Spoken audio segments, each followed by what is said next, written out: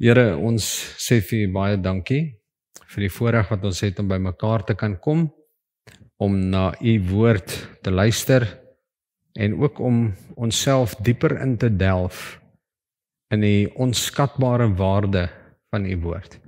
Ek bid dat U ook met ons sal praat deur die Heilige Gees en ons sal help om die boek Openbaring beter te verstaan. En ek loof U daarvoor. Amen. Goed. Nou vanaand gaan dit nou baie snaaks klink as ek nou vir julle sê, ons gaan die hele aand spandeer aan net daai eerste sinnetjie. Ek gaan so ietsie sê oor die tweede gedeelte wat gaan aansluit daaroor, maar hierdie een teksvers het soveel in, dat ons nie anders kan as om net 'n ekstra tydjie af te staan aan hierdie spesifieke versie nie. Want nou begin ons baie interessant indelf in die gemeentes van Klein-Asië. Ons gaan nou in hierdie gemeentes in ons eerste gemeente in Openbaring 2 is nou die gemeente Smyrna. So ons gaan net 'n bietjie praat oor Smyrna. Hoekom is dit belangrik? Daar's soveel dorpe in Klein-Asië gewees. Hoekom word Smyrna genoem?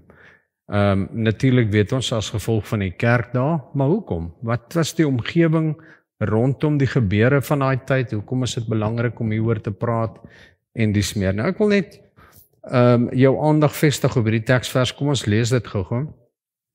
So skryf ook aan die boodskappers van die gemeente in Smyrna. Jy hom so? Dit sê die eerste en die laaste wat dood was, maar lewend geword het. Openbaring 2 vers 8. Nou, ek wil jou aandag vestig op die feit dat die skrywer van hierdie teks, of die spreker dan nou, verwys na homself hier, as die eerste en die laaste, die een wat dood was, maar lewend geword het. Yes, enige tyd.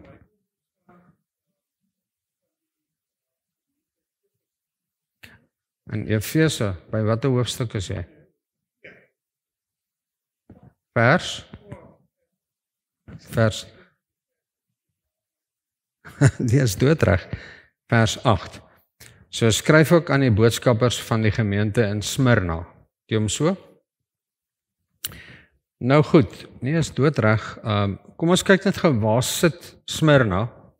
Nou as julle kyk op die kaart, dan sal julle nou, ek het nou maar net hierdie ou kaart van ons opgetrek weer, om vir julle te wys waar is Klein-Asië. Dit is vandag waar Turkye is. So dis die wêreldkaart, en dan as ons so 'n bietjie inzoom na hierdie area toe in Turkye waar die gemeentes was, dan sien ons hier sit die gemeentes, en dan sal julle kyk, as julle nou aan die linkerkant van die skerm kyk in die middel, daar sit Smyrna. Nou, Smyrna is 'n kusdorpie, of dit was in daardie tyd 'n kusdorp, wat natuurlik nou eintlik maar 'n stad was. Ek noem dit nou 'n dorp, maar daar was 200,000 inwoners daar gewees, so mense kan seker maar sê dit was amper 'n stad. Dit is 'n bietjie kleiner as wat Parel is vandag, dink ek. Ek dink Parel het seker vandag by die 300,000 inwoners, ek is nie seker nie, ek skat maar rondom 300,000. So Smyrna was tydens die tyd van Johannes se Openbaring rondom 200,000 inwoners. Nou as jy so 'n bietjie terugtrek, dan sal jy nou sien in die groter prentjie, daar sit Smyrna so aan die kus. Dit was 'n hawe dorpie. Nou as jy nou op vandag se kaart kyk, ek gaan nou vir julle 'n bietjie foto's wys, is die dorp Izmir is daar geleë, waar Smyrna was. Izmir. I-Z-M-I-R is die dorp se naam. Is eintlik vandag 'n stad. Ek gaan nou vir julle 'n prentjie wys hoe dit vandag lyk. Pragtige groot stad, maar die ou bouvalle waarvan ons vanaand gaan praat is nog steeds sigbaar. So jy kan dit gaan besoek as jy nou eendag lus is om hierdie roete te doen van die Openbaring, dan kan jy nou na Smyrna toe gaan of na Izmir toe gaan en jy kan daar gaan besoek aflê. Nou hierdie dorpie lê net so noord van Efese, ongeveer so 40 myl, 60 kilometer rondom van Efese af. En hierdie stad was buitengewoon mooi. Soos wat ek vir jou gesê het, dit was 200,000 inwoners wat daar gebly het op daai stadium. En saam met Efese en 'n ander dorpie Pergamum, wat waaroor ons later gaan praat, is Efese is hierdie gedeelte gereken as die eerste van Asië. Nou hier is 'n baie belangrike stelling wat ons nou gaan bring by die volgende gedeelte van ons teksvers. Dit is genoem die eerste van Asië, die eerste. Het is interessant dat Jesus, wanneer hy die openbaring aan Johannes gee, dan kom hy met hierdie spesifieke stelling en hy sê, ek is die eerste, nie hierdie dorp nie. Ek is die eerste en die laaste, die begin en die einde, die een wat dood was en die een wat lewendig geword het. So hy bring eintlik die hele kultuur, kan jy maar sê, en die kultus van Smyrna bring hy in konteks met daai een enkele stelling. Julle dink julle is die eerste, maar ek is die eerste, sê die Here. So hierdie dorp was regtig 'n pragtige plek, soos wat ek nou vir julle gaan wys. En dit was bekend as die geboorteplek van Homerus. Ons gaan later 'n bietjie kyk wie hy was. Maar dit was ook 'n baie belangrike hawe stad hierdie gewees. En dit het so hier, hulle sê in die boeke sê hulle dit mond uit aan die Hermes riviervallei. Nou dis nie 'n woord wat ek nou al gehoor het in die Bybel nie, maar ek dink dit is belangrik om vir ons so 'n bietjie van 'n konteks te gee. Nou hier's 'n foto van die strukture wat ons nou nog sigbaar is. Julle sal sien nou daar aan die agterkant van hierdie foto is so 'n bietjie van die nuwer geboue. Nou hierdie was 'n baie welgestelde stad gewees waar geleerdheid hoogtyd gevier het. So die mense wat hier gewoon het, of kom ons sê nou maar, dit was deel van die universiteite van daai tyd, was nou half in hierdie omgewing gewees. En hulle het veral gefokus op vakgebiede soos wetenskap, geneeskunde en dis meer. Daai dinge het geblom in Smyrna. So dit was 'n slim stad. Geleerde mense het hier gebly. En julle sal ook kyk na die argitektuur van hierdie stad, dat 'n mens dit kan verstaan dat wetenskap nogal 'n rol gespeel het in die tyd van Smyrna. Dis 'n baie ou stad, dateer hier die 3de millennium uit, vandag, wat na bewering deur die mitiese Amazoner gestig is. Interessant, ek wonder of die Amazon website sy naam dalk te danke het aan iets wat uit hierdie area kom, en mense sal nou nie weet nie, ons weet mos nou Amazon beteken groot, wys na een van die groot riviere. Maar dan nou 'n interessante stelling is dat Smyrna herhaaldelik in verskillende tydperke die kant van Rome gekies het, en sodoende het Smyrna en sy inwoners en sy leierskap, sy politisie van die tyd, het spesiale vergunnings van Rome gekry. So hulle was die witbroodjies van die Midde-Ooste of van Klein-Asië gewees op daardie stadium. So hulle het goeie en spesiale voorregte geniet van die Romeine af. Hulle was baie selfregeerd, hulle het hulle eie regeringsstelsel gehad, en hulle regeringsstelsel was destyds onder die persoon met die naam van Tiberius en keisers wat daarna gekom het. So julle gaan hierdie naam ook dalk nou hoor intussen. Hier sal julle sien is die Goue Pad. Hulle noem dit die Goue Straat. Een van die pragtige geplaveide strate daar in Smyrna. En hierdie was 'n baie belangrike roete gewees destyds in Openbaring se tyd, aangesien verskeie tempels aan weerskante van hierdie pad opgerig was in daardie tyd. Julle sal sien dat in van die fotos die strukture wat gebou is op hierdie pad was besonder, en dis iets wat 'n mens blykbaar vandag nog kan besoek en gaan kyk hoe dit daar lyk. Die pragtige pilare, soos wat julle kan sien, daar's mooi foto's op die internet van hoe dit gelyk het op party plekke, die geweldige pilare. So ek dink wanneer jy afgestap het in hierdie straat wat hulle noem the Golden Street, was dit asemrowend. Dit moes iets gewees het wat jou totaal en al oorweldig, die mooi beeld van wat jy waarneem, die tempels aan weerskante en dis meer. Maar hierdie tempels, daar was verskeie tempels gewees. Daar was tempels van Cybele en Zeus aan onderskeidelik die een en die ander kant en so aan. En langs die pad was daar ook tempels vir Apollo, Asclepius en Aphrodite. Onthou julle, ons het nog gepraat van Aphrodite, met ons vorige gesprek het ek vir julle die tempel gewys van die Aphrodites. So dit is alles goed wat jy kon sien langs hierdie roete. En ek wonder of 'n mens dalk as jy in die skoene was van die boodskapper wat uitgestuur is in Openbaring, wat die boodskap moes vat na die verskillende gemeentes in Klein-Asië toe, of daai persoon heel waarskynlik dalk langs hierdie roete moes afwandel. Ek vermoed so. Nou, hierson Smyrna, as 'n mens nou kyk na hierdie dorpie, dan sal jy sien dat dit was die sentrum ook van keiserlike aanbidding. So nadat dit in 23 na Christus, deel van die 1ste eeu in hierdie tyd, die voorreg van die Romeinse Senaat gewen het, bo ander stede. Nou jy moet nou onthou, daar was 11 ander stede in hierdie stadium, en hierdie stad was die favorite. Hy was die gunsteling gewees, so die Romeinse Senaat het baie gehou van hoe hulle dinge doen nie, en so, en jy gaan nou hoor hoekom. So, een van die redes was, omdat die eerste tempel ter ere van Tiberius, die keiser, daar gebou is. Nou julle sal ons nou die naam Domitian onthou, ons het nou al baie gepraat oor keiser Domitian. Nou hierdie ou het hierso in 81 tot 96 na Christus, het hy keiserlike aanbidding verpligtend gemaak in Klein-Asië. En wat vir my baie interessant is dat elke Romeinse burger wat in hierdie area gebly het, indien hulle dan nou nie die keiser aanbid het nie, was die enigste straf wat hulle kon kry was die doodstraf. Dit was dit. Jy aanbid of die keiser of jy sterf.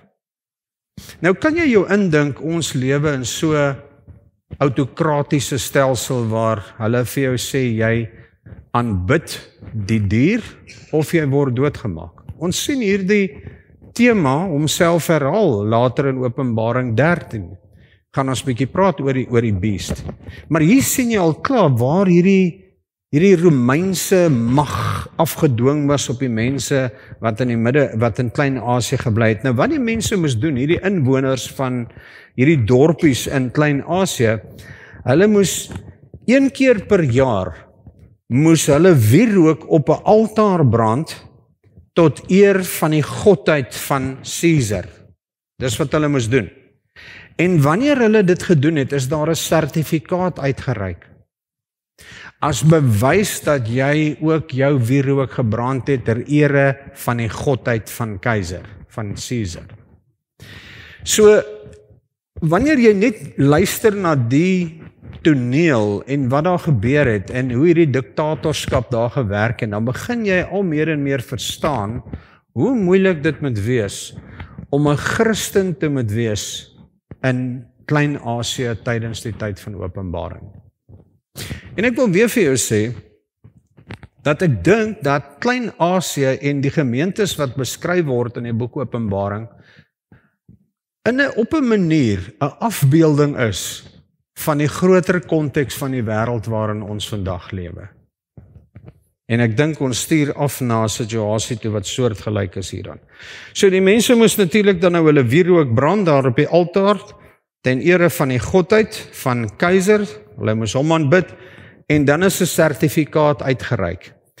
En wanneer die Romeinse soldate dan by jou deur kom aanklop en jy kan nie die sertifikaat toon wat uitgereik is wat jou eer aan keiser uitbeeld nie, het jy 'n groot probleem. Nou, soos julle natuurlik dan nou kan aflei, was dit 'n eislike krisis vir die Christene in daardie dorp, wat natuurlik 'n groot klomp was. So 'n daad was eintlik heel waarskynlik, ek dink 'n mens moet eerder hierna kyk, en in plaas daarvan om daarna te kyk as 'n politieke mag wat afgeforceer was of hierdie politieke loyaliteit wat afgedwing was, moet 'n mens eintlik eerder kyk na godsdienstige aanbidding. Want dit het alles gegaan oor die aanbidding van die keiser as 'n godheid. Julle sal onthou, Domitian het na homself verwys as die Here van God. Hy is die God van Here, of iets van die aard. Hy is God. Dit is wat hy homself toegeëien het. En julle sal onthou, later het sy vrou hom ons om die lewe gebring in 'n paleis onder Onsie of een of ander iets. Ek weet nie wat het daar gebeur nie. En na dit het al sy, kom ons noem dit, al sy inskripsies en alles wat hy, sy beelde en alles wat hy opgerig het, is vernietig. En daar's bitter min van dit oor. So, as jy 'n burger wil wees van Smyrna, was hierdie beskou as een van die pligte wat jy moes nakom. Jy moes hierdie wierook moes jy braad, en dan wanneer jy hierdie wierook gebrand het, moes jy 'n kreet uitgeskree het, en die kreet was Caesar is Here, of Kyrios in Grieks. Die Caesar is die Here. Dit was die kreet wat jy moes uitgeskree. Kan jy jou indink? Nou kyk 'n bietjie na die argitektuur van hierdie wandelpaaie, hoe pragtig dit is met hierdie goed wat gebou is. Nou, as jy nou met jouself indink, en jy probeer jouself inleef, dat ons hier praat van byna 2000 jaar terug. Kyk na die ongelooflike argitektuur wat jy daar kry. Is dit nie wonderlik om te sien hoe die mense eintlik ontwikkel het tot op hierdie punt? Geen wonder dat die keiser homself gesien het as 'n god nie, as gevolg van al sy accomplishments, as ek die Engelse woord kan gebruik het, van hoe goed ons is, wat ons doen, wat ons in staat is om te doen, die wetenskap, die akademie en die mag wat ons het oor die mense van hierdie area. Maar die probleem was dat die Christene wat hier gewoon het, geweier het om natuurlik nou die keiser te aanbid, en gevolglik is baie van hulle om die lewe gebring. Nou, ek dink en ek vermoed dat die lewe van 'n Christen was heel moontlik nêrens moeiliker as wat dit sou wees in die stad van Smyrna nie. En want as jy nie die keiser geaanbid het nie, dan is dit tickets met jou. Ongeveer 60 jaar later, in 156 na Christus, is Polycarpus op die ouderdom van 86 lewendig verbrand. Nou hierdie ou was 'n Christen. En tydens sy marteling, hy was die 12de martelaar van Smyrna, want onthou, wat hulle gedoen het is, hulle vat jou as Christen en maak jou op die wreedste moontlike manier dood, om 'n boodskap te stuur aan die ander Christene dat hulle die keiser moes aanbid. En hulle het hierdie ou wreedaardig vermoor, en terwyl hulle hom doodgemaak het, is sy woorde opgeskryf wat hy geskreeu het uit volle bors het. Skryf by die volgende, hulle skryf en ek haal aan, 86 jaar het ek Christus gedien, skreeu hy uit, en hy het my nooit kwaad aangedoen nie. Hoe kan ek my koning, wat my gered het, laster? Hy sterf met daardie woorde. En ek dink wanneer jy die angs van die oomblik verstaan, wanneer jy die omgewing waarin dit plaasvind, ek kan jy jou indink die vrees waarin die mense moes lewe, wanneer iemand aan jou deur kom klop en hier staan 'n Romeinse soldaat en kom vra jou sertifikaat van toewyding, net soos wat ons dalk 'n doopsertifikaat of iets uitreik, het hulle 'n sertifikaat van toewyding dat jy jou plig nagekom het, jou wierook gebrand het en geskree het, Caesar is die Here.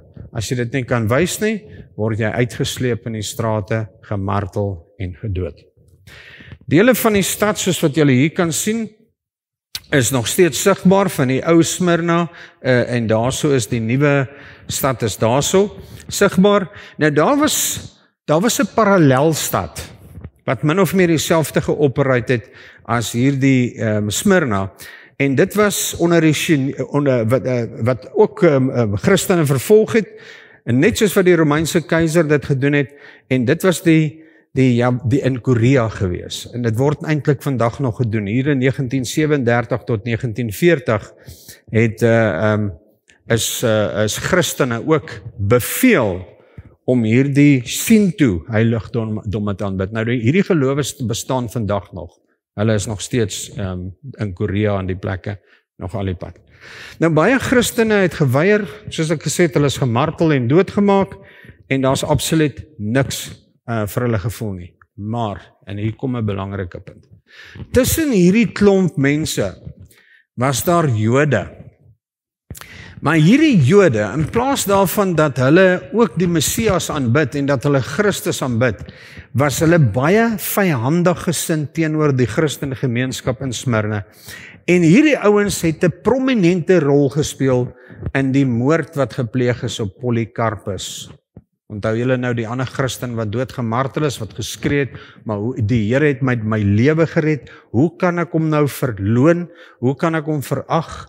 En die Jode, van die Jode wat vyhandig gesind is en wat geknak het onder die druk van hierdie Romeinse ryk, keiser, het eintlik teen die Christen geloof gedra. Ons sien dit in die Nuwe Testament orals waar dit gebeur.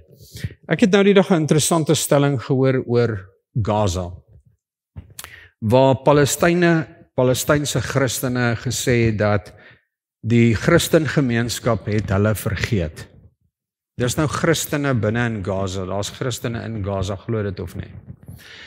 En hierdie mense sê dat Jesus het nog gelewe toe ons hom in Jerusalem agtergelaat het. Is dit nie 'n interessante stelling om aan te dink nie? Die Jode het hom Golgotha toe gesleep en hom gekruisig. Julle sal onthou, dit was onder die Romeinse bevel wat die Joodse priesters, die Fariseërs en die Sadduseërs, die valse klagtes teen Jesus gebring het en hom gesleep het voor Pontius Pilatus en Herodes en hy uiteindelik tot die dood verklaar is. Dis mense wat veronderstel is om 'n hart vir God te hê wat dit gedoen het. Okay, so en hierdie is die konteks waarin Johannes hierdie brief skryf. So dit maak sin dat wanneer jy nou lees van hierdie gemeente van Smyrna en wat Jesus sê oor hierdie gemeente en wat hy vir hulle sê, gaan vir jou baie meer sin maak wanneer jy nou hierdie gedeelte lees. Nou, ek wil net miskien dalk noem dat daar geen inligting beskikbaar is rakende die stigting van die gemeente van Smyrna nie. Daar's geen inligting rondom hierdie gemeente behalwe dit wat ons nou hier lees nie. Nou, dis hoe die stad vandag lyk. Dis 'n ongelooflike kyk na die tegnologie en die geboue wat daar staan, die ingenieurswerk en dis meer is net iets ongeloofliks. Gaan jou verstand te bowe. En ek dink ons kyk na hierdie lande en ons sien dit lyk soos 'n eerste wêreldland. Hierdie lande is eerste wêreldlande. Hulle is so gevorderd en dan wonder ek waar steek ons, waar het dinge verkeerd geloop. Maar nietemin, dit gee vir jou 'n bietjie konteks. Nou wil ek jou gou terugbring na hierdie vers toe. En ons kyk na die tweede gedeelte van hierdie versie wat sê, dit sê die eerste en die laaste wat dood was, maar lewend geword het. En hier wil ek jou terugbring en ek wil daarmee afsluit. Ek gaan vanaand nou net hierdie kort gedagte met jou deel. Is dat 'n stad wat hulle self na verwys het as die eerste van Asië. Hier kom Christus, want ons glo mos dis hy wat nou aan die woord is en hy praat deur middel van Johannes wat homself op hierdie stadium 'n profeet noem. So onthou Johannes sê, ek sê net wat ek sien en hoor. Julle moet my uit die prentjie uitvat. Ek bring vir julle wat Christus vir my gewys het. En Christus praat my voorbeeld nou direk en hy sê, ek sê, dit sê die eerste en die laaste wat dood was, maar lewend het geword het. Nou hier sê hierdie dorp wat die Christene vervolg, wat ek gaan net nou vir jou die teksversies lees, ons gaan dit nie behandel nie. Hy sê ek is die eerste, nie hierdie dorp nie. Nou kyk gou hoe interessant is hierdie vers. Ek gaan hom net deurlees en dan plaas jy gou hierdie gedagte rondom Smyrna as dorp in die konteks van wat ek nou vir jou verder in Openbaring gaan lees. Openbaring 2 vers 9. Ek ken jou verdrukking en jou armoede. Hy praat hier met die Christene in die kerk. Maar tog is jy ryk. Ek weet ook van die lastering deur diegene wat beweer dat hulle Jode is. Wie noem hy dit? En dit nie regtig is nie, maar 'n sinagoge van Satan. Moenie vir enige iets wat jy nog gaan lei, bang wees nie. Kyk, die duiwel gaan sommige van julle in die tronk laat gooi, sodat julle getoets kan word. 10 dae lank sal julle verdruk word, wees getrou tot die dood toe, en ek sal aan jou die oorwinnaarskrans van die lewe gee. Laat die wat ore het, luister na wat die Gees aan die gemeentes sê. Wie oorwin, sal beslis nie deur die tweede dood skade ly nie. Is dit nie interessant hoe anders hierdie gedeelte nou klink nie? Net omdat jy 'n bietjie insig het van wat gebeur in Smyrna in daardie tyd. Jy kan jou indink as jy 'n Christen was in daardie gemeente, onder hierdie tipe vervolging, wat dalk op 'n daaglikse wyse in die stadspleine moes kyk hoe 'n medebroer of suster doodgemartel word, op die wreedste moontlike maniere, om 'n boodskap aan die Christene deur te stuur en vir hulle te sê, verloon Christus, aanbid die valse God, die keiser, en indien julle dit nie doen nie, sal julle doodgemaak word. En die vraag waarmee Johannes ons los, wat sal ek en jy doen, wanneer ons op 'n plek kom soos hierdie, wat miskien dalk voor die deur lê, waarin ons 'n besluit moet maak, of ons gaan lewe vir Christus, of nie? Wat gaan jou besluit wees? En ek sluit daarmee af vanaand, en ek wil vir jou sê dat ek dink die woord, as ons nou volgende keer bietjie in hierdie verse ingaan wat ek nou vir jou gelees het. Ek gaan probeer om een gemeente per aand te bespreek, maar ek voel tog dat ons net so bietjie moet stil staan by die dorpie. Want dit help as jy 'n konteks het van Smyrna, en dan verstaan jy hoekom word gesê wat gesê word. Ok, so ek dink dit is 'n goeie wegtrekplek van hierdie gemeentes. Ek hoop dit maak sin, en dan sluit ek nou daarmee af vanaand. Is daar enige iemand wat 'n vraag het, of dalk iets wil sê, of 'n stelling wil maak? Enige iemand? Is dit interessant vir julle? Het voel dalk bietjie soos 'n geskiedenisklas, nou, maar is goed om so bietjie in te delf in. Hy was 'n baie ryk dorp, ja.